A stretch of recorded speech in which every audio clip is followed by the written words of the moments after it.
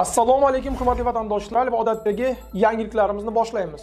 Boshlashdan oldin katta iltimos, meni ko'rayotgan bo'lsangiz, podpiskani bosinglar. Podpiska bizning kanalimizga rivojlanishiga juda ham yordam beradi. Iltimos, shuni bosib qo'yinglar. Assalomu alaykum aka-uka, opa-singillar.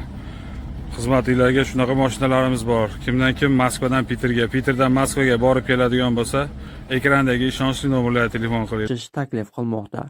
Shunda o'zbekistonliklar Rossiyaga ishga borishdan oldin vatanda sertifikat olish imkoniyatiga ega bo'lishadi.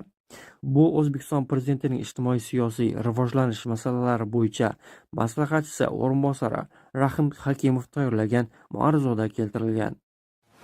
Rossiya yetakchisi o'z xuطbasida ikki tomonlama strategik sheriklik munosabatlari, do'st xalqlar farovonligi yo'lida bundan buyon ham muvaffaqiyatli rivojlanishiga ishonch bildirdi.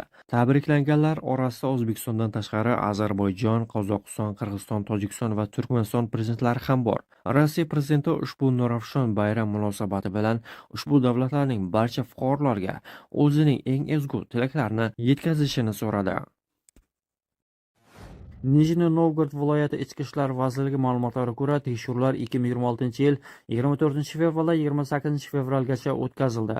Reydlar davomida politsiya xodimlari 1485 ta chet el fuqarosini yashash va ish joylarini tekshirdi.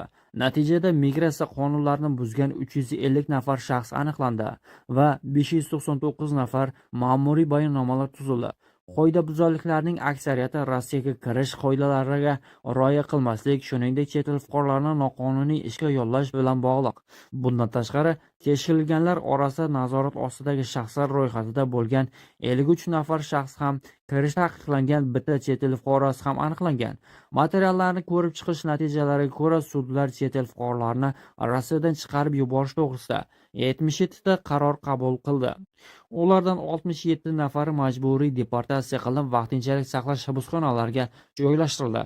Operatsiya doirasida Davlat yo'l harakati inspeksiyasi xodimlari, shuningdek chet elliklar haydovchilar tomonidan sodir etilgan 55 ta yo'l harakati qoidalarini buzishni aniqladi. Shunga o'xshash keng ko'lamli reyd ilgariroq Arzamas shahrida ham o'tkazilgan edi. Rossiya va O'zbekiston Samarqandda Rossiya bosh konsulligini ochish ustida ishlamoqda. Bu haqda Rossiyaning Samarqanddagi birinchi bosh konsuli Yevgeniy Xorishko xabar qildi. Hozirda bir qator texnik va tashkiliy choralar ko'rilmoqda, bino tanlanmoqda, zarur infratuzilma yaratilmoqda, xodimlar va logistika yordamini ko'rib chiqilmoqda.